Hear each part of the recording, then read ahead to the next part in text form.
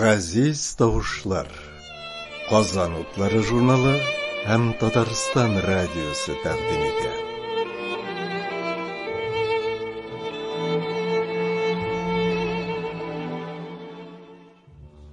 Күптән түгел истовар язучы Рафаэль Мустафинның репрессияләнгән татар әдипләре дип исемләнгән китабы дөнья күрде. Карап торышка зур да түгел үзе, әмма аның басылып чыгуы олы вакыйга. Чөнки бу кичкенә генә китапка тулы бер халыкның, аның зыялы катлавының фаҗигасы, кара тәкъдире сыйган. Биредә бер гаепсезгә җәзаланган татар әдипләренең, аларның якыннарының, туганнарының газаплары, күз яшьләре, иреккә чыгу өчен алып барган көрәше, язучыларыбызның палачлар каршындагы какшамас рухы чагылыш тапкан. Әгәр дә инде без тарихны укытучы, үткәндәге хаталарны кабатламыйча яшәргә өйрәтүче мөгаллим дип әйтсәк, Рафаэль Мустафинның бу китабы менә шул тарих мөгаллименең чын дәреслегедер.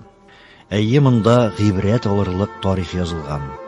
Шуның белән бер рәттән бу китап кисәтә дә, чөнки анда хыянәт, сатлык, җанлык та бәян ителгән.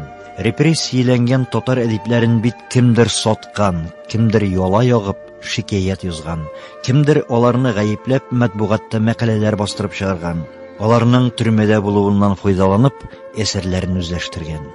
Һәм менә еллар үткәч, бу китапта аларның шул кара эшләре, мәкре фаш ителгән. Әнә шуңа күрә дә бу китап безне дә, бүген яшәүчеләрне дә кисәтә. Әгәр дә кешегә этлек эшләсәң, вакытлар үткәч, синең бу гамәлеңне дә фаш итүче Рафаэль Мустафиннар киләчәктә дә табылачак ди безгә әлеге китап. Әйе, фаш итүчеләр табылачак, һәм синең шушы этлегең балаларыңа, нәселеңә кара тамга булып тагылачак. Менә бит ничек.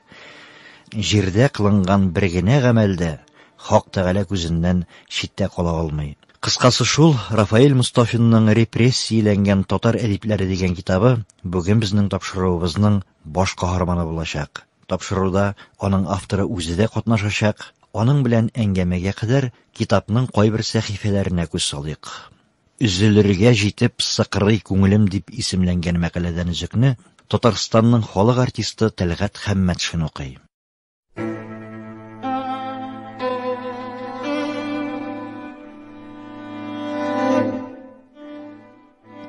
30 еллар репрессияләренең үзенә күрә бер кануны була. Иңелек берәр газетада теге яки бу язучы турында үтергеч мәкалә басыла. Аннары әлеге мәкалә уңайы белән чаралар күрү башлана. Корбан буласы кешене партиядан яки комсомолдан куалар, аннан соң эшеннән чыгаралар. Тагын бераздан әлеге бәндә суга төшкәндәй эссез югала. Әсәрләре басылмый, җырлары башкарылмый, исеме әдәбият тарихыннан сызып ташлана. Фатих Кәрим белән дә нәкъ шулай була. Аңа беренче ташны Яшь Ленинче газетасы һәм Пионер каләме журналының баш мөхәррире, язучы Ләбиб Гыйльми ата.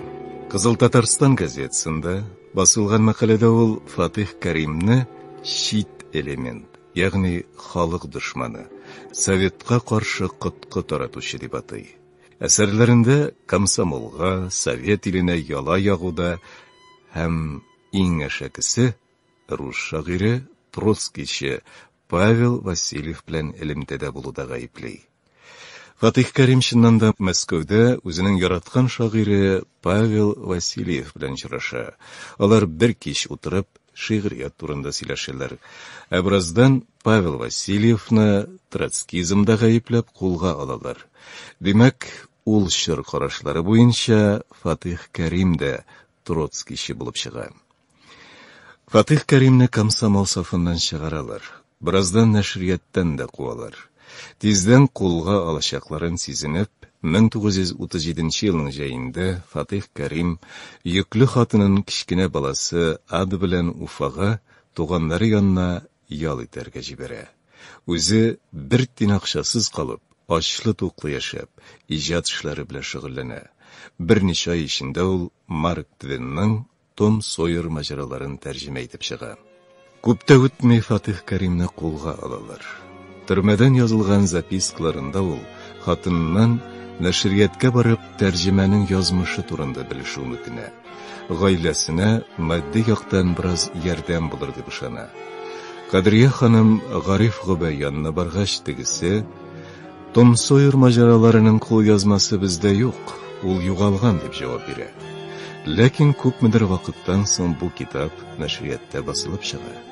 Тик аның тәрҗемәчесе Гариф Гобай дип күрсәтелгән була.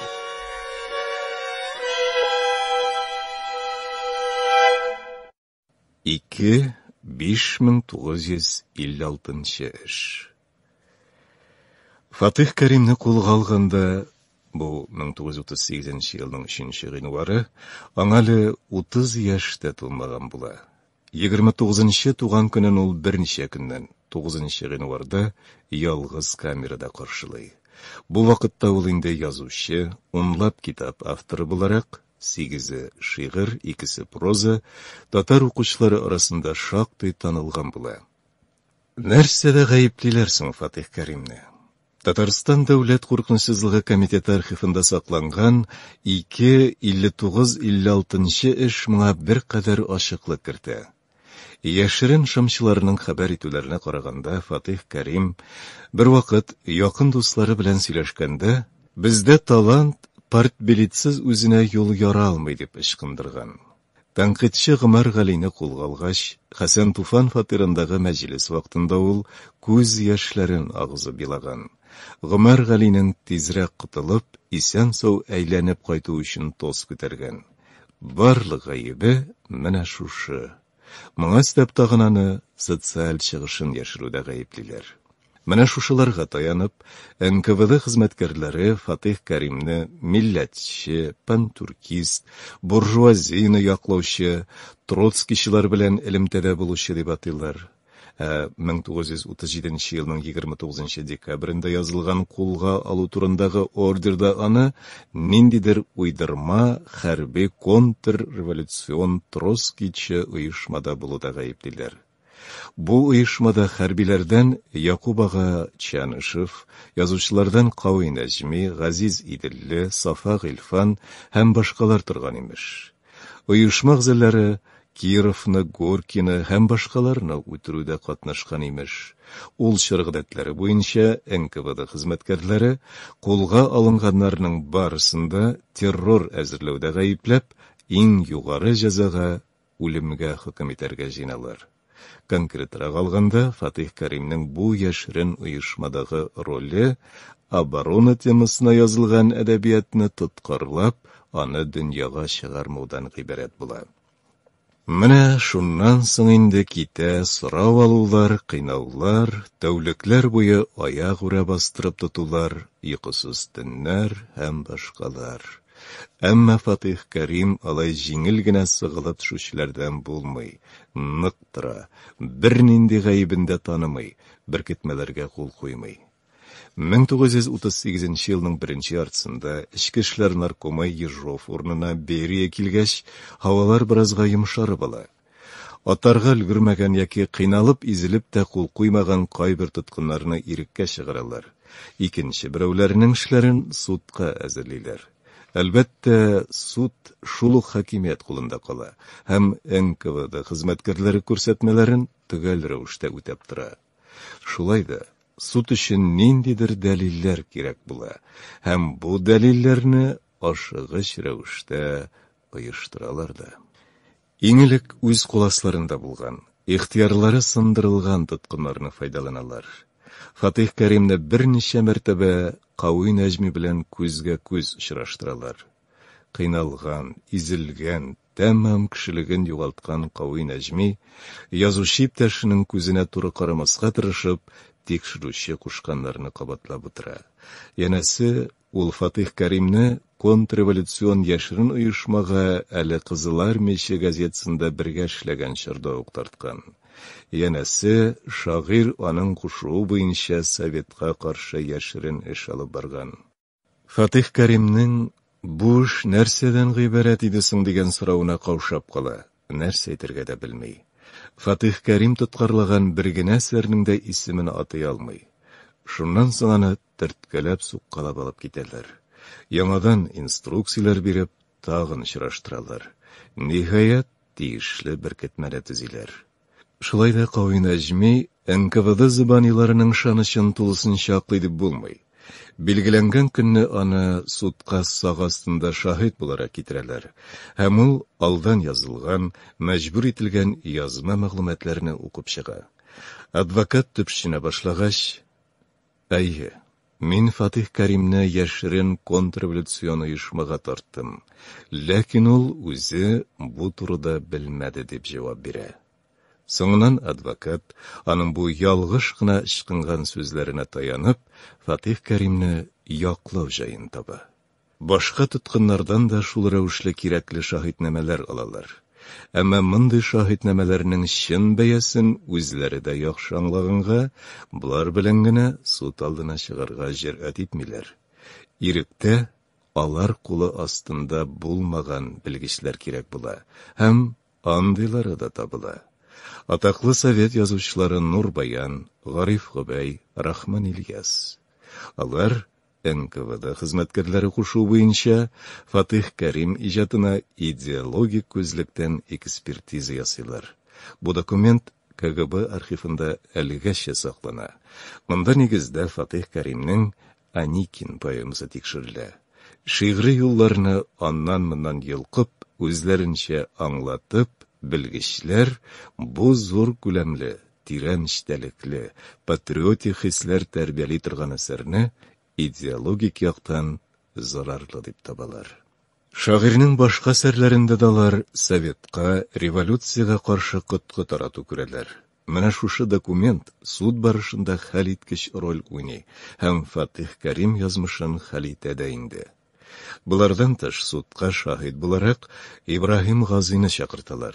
Баштаның белән Черек күл бинасында тиешләнгән үткәрәләр, ризалыгын алалар. Шулык архив материаллары күрсәткәнчә 1939 елның 15 февралендә НКВДга Хәсән ага Туфанны да чакырталар. Ул Фатих Кәримнең үзендә кунакта чакта Гомәр Галине жәлләп сүз әйтүен таный, ләкин шулай да аны үзенчә яклап маташа.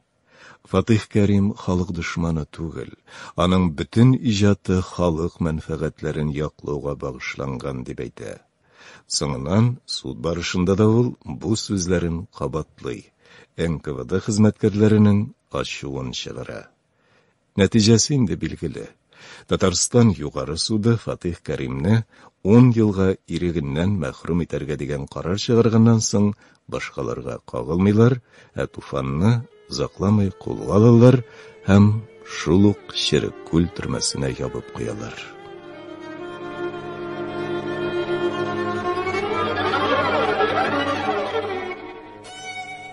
Тәлгать Хәммәтшин үзелергә җитеп сыкрый күңелем дигән мәкаләдән бер өзек укыды. Бу мәкалә инде әйткәнебезчә язучы Рафаэль Мустафинның репрессияләнгән татар әдипләре дип исемләнгән китабында урын алган. Китапның авторы Рафаэль Мустафин үзе дә тапшыруыбызда катнаша. Рафаэль абый, гомумән бу китапны инде укып чыккан, аның белән танышкан кешеләр зур улы хезмәт дип бәялиләр. Сез инде еллар дәвамында өйрәнеп язып килгән шушы материалларны бергә туплау дип аңларга кирәк. Шулай, әйе. Беләсезме, безнең архивлар эшләп башлагач, рөхсәт сорап, КГБ архивына керергә мөмкинлек таптым. Хәзер инде анда юллар ябылды, дөресен кирәк, хәзер инде туганнарына кертәләр. Ләкин заманда ул 90-нчы еллар башында ачык булды. Шунда мин инде үзем дә тетрәнеп диярлек, хәтта теге йөрәгем әрнеп кайсы вакытны дару кабайдым, чөнки менә шушы калын томнарны өйрәнгәндә бик үзем өчен авыр булды. Мәсәлән, Фатих Кәрим эшләре, мәсәлән, допрос алулары, кайбер эшләрнең эшләренә кан тамган, кайберләрдә күз яше эзләре калган, теге синә төшкән ниләре эшләре. Ул искиткеч тәэсир итә. Менә күрәсең, менә кешене кыйнап, изеп, таптап, үз гаебен танырга мәҗбүр итәләр. Ибраһим Салаховны, мәсәлән, ул үзе дә язып чыкты инде бу турыда.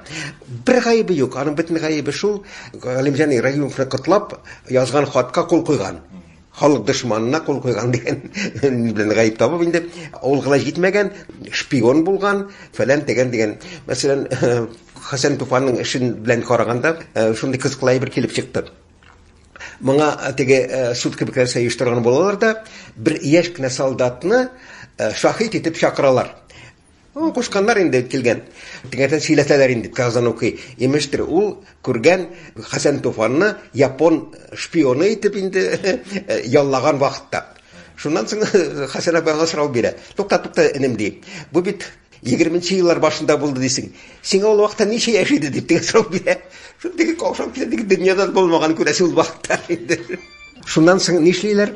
Солдат каушап кала, нинди җавап бирергә белми, аны куып чыгаралар, солдатны, һәм Туфанга үлем карары чыгаралар. Менә гаделлекнең нинди булуы ул чорда. Менә искиткеч шундай әйберләр, башка сыймый торган әйберләр. Шулар белән шашка туры килдем.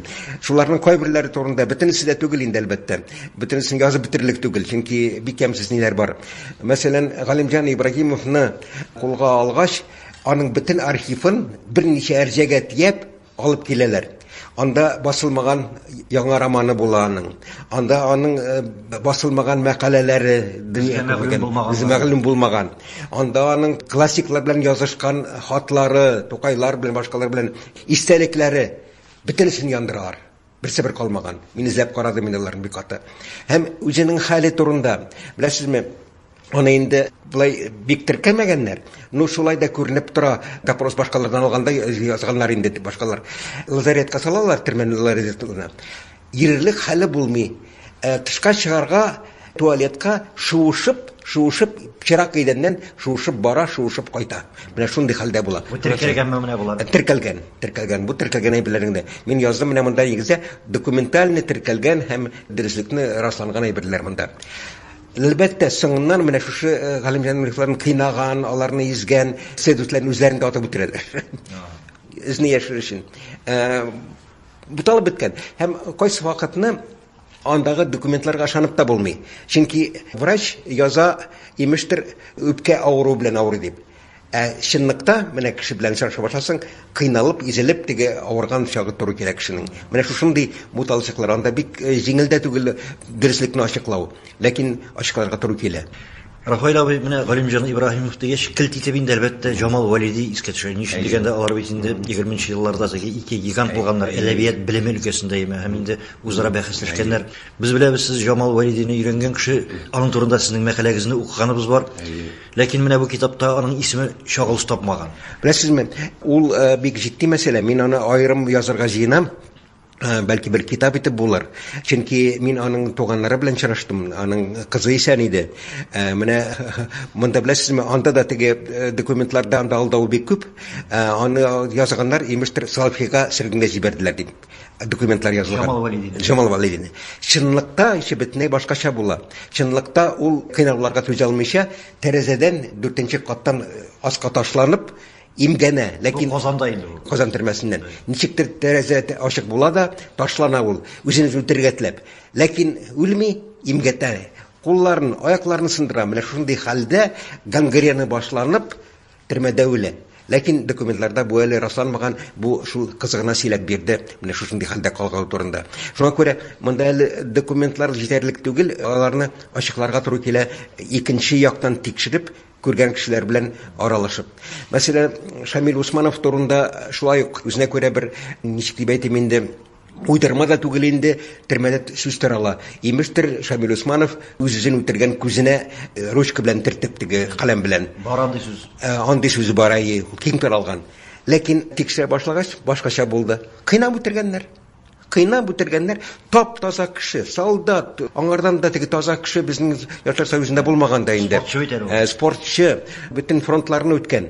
кыйнаганнар, хәтта мин аны таптым тикшерү эшен. Менә анда ул инде сөйләп бирә, теге ачуны чыгарды да, биткә тикерде дә, шуннан соң артык кыйнап җибәреп, үтергәнчә кыйнаганнарын турында сөйләде. Бәлким Рафаил абый менә ул битендә үзегез әйтмешә документларга теркәлмәгән. Бәлким инде шушы тикшерүчеләргә нәфрәт йөзеннән үзенең күзенә каләм белән, ручка белән калабы да хактыр. Бәлким ул бит теркәлеп калмый бит инде. Беләсезме, менә аны тикшергән, эшен алып барган тикшерүчене соңыннан хөкемгә тарталар. Хөкемтәләр. Һәм хөкем иткән вакытта аның показаниялары менә сөйләгәннәр язылган. Менә шунда язган инде ул турыдан-туры. Әйе, кыйнап үтердек, түзмәдек дип. Менә монда инде мин монда ышанам. Аннан соң аны үзен тикшерүчене үзе атып үтерәләр. Монда Рафаил абый сез менә Шамил Усманов инде шактый тирәннән эшенә кирип өйрәндегез. Без инде Татарстан радиосында эшләүчеләр сезгә бик зур рәхмәтле. Ни өчен дигәндә, ул безнең инде Татарстан радиосының атасы бит. Ул оештырган радиода эшләп язабыз бүгенге көндә. Без инде сезнең моннан алда чыккан китабыгыздан алып, тыңлаучыларыбызга аны тәкъдим дә иткән идек, аннан үзекләрне Шамил Усманов турында. Менә монда сезнең китабыгызда телгә алынган язучыларның күпчелеге инде әлбәттә гүр ияләре, урыннары җәннәттә булсын. Шулар арасында менә безнең замандашыбыз Атлер ага Тимергалин. Без барыбыз да Атлер ага Тимергалинның фәнни фантастик әсәрләрен укып, шуны өйрәнеп, кеше булган кешеләр, шулай формалашкан кешеләр шундый буыныймы? Ләкин үзе турында, менә үзенең язмышы турында бик аз кеше белә торгандыр. Беләсезме, мин дә заманда Адлерны үзеннән сорашып караган идем. Дәшми. Юк, мин ул турында сөйләргә яратмыйм, теләмим дә, күңелемдә кайта ди, кыскасы бер сүз әйтмәде. Ләкин безнең КГБ архивында аның шәхси эше саклана.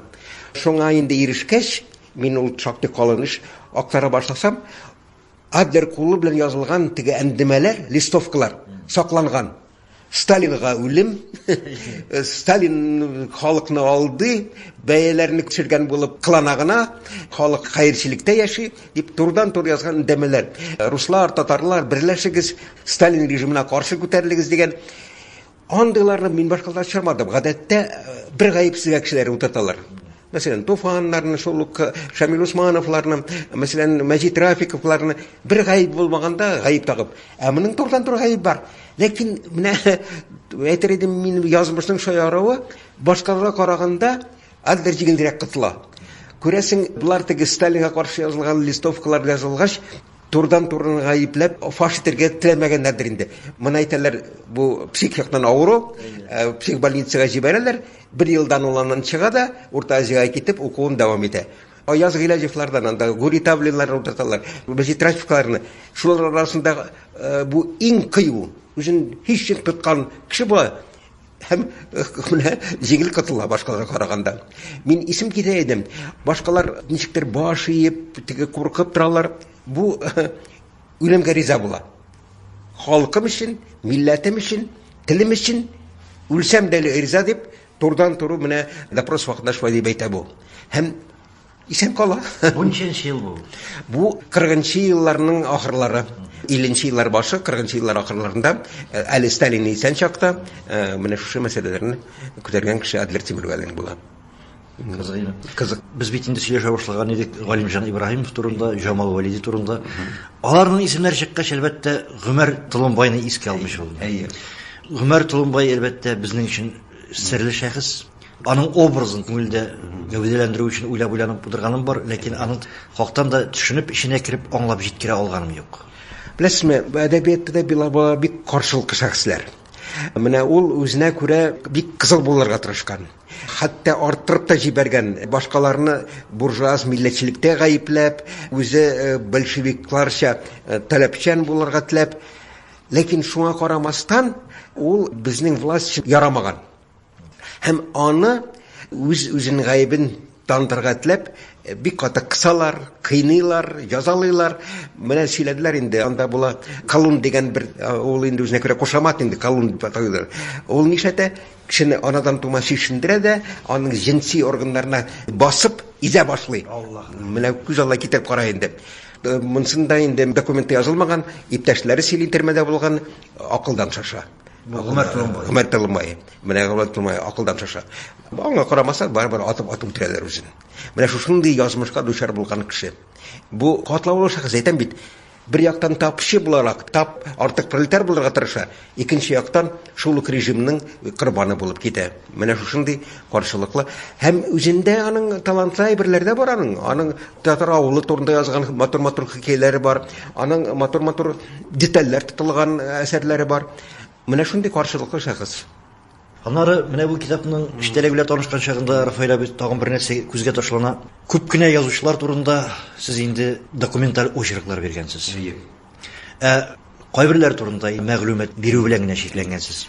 Димәк әле алар өйрәнелеп җитмәгән дигән сүз килеп чыга миндә. Беләсезме, менә теге тулырак язылган өлешләрендә мин үзем аларның шәхси эшләре белән танышып чыктым безнең КГБ архивында. Мин ул вакытта шул бер ярты ел чамасы анда казындым, 30лап язучының эшләре белән танышып, алар турында язып чыктым. Ләкин шуннан бераздан архивка йөрү тыелды. Яңа закон чыкты. Шушы шәхси эшләр белән туганнар гына танышырга мөмкин дип инде.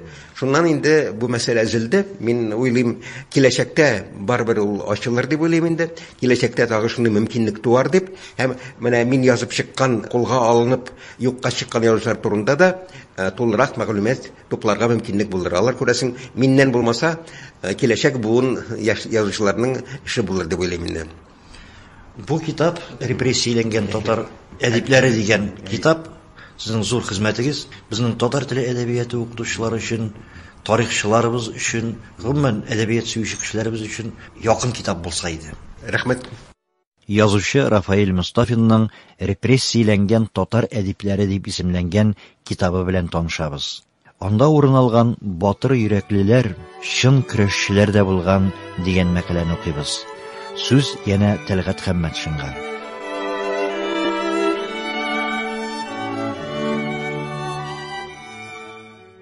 Гадәттә без репрессия корбаннарын бер калыптан карап күз алдына китерәбез. Чын патриотны, ялкынлы коммунистны тик торганнан бер гаепсез кулга алалар. Хәлдән тайганчы кыйныйлар, җәзалыйлар. Булмаган гаебен танырга мәҗбүр итәләр һәм ахырдан бөтенләй юкка чыгаралар. Күпчелек очракта чыннан да шулай булган. Әмма арада чын көрәшчеләр дә, большевистик режимның асылын аңлап эш итүчеләр дә булган. Әле дә исән әдип, талантлы язучы, татар әдәбиятында фәнни фантастик жанрны үстереп җибәрүчеләрнең берсе Адлер Тимергалин әнә шундыйлар рәтеннән. 1949 елның ахырында Татарстан дәүләт куркынычсызлык комитетына кулдан язылган эндәмәләр керә башлый. Дәфтәр битендәге эндәмәләрдә котышкыч, акылга сыймый торган нәрсәләр күрсәтелгән була.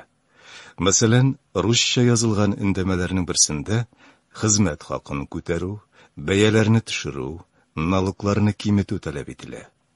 Икенчесендә газеталардагы ялганнар фаш ителә.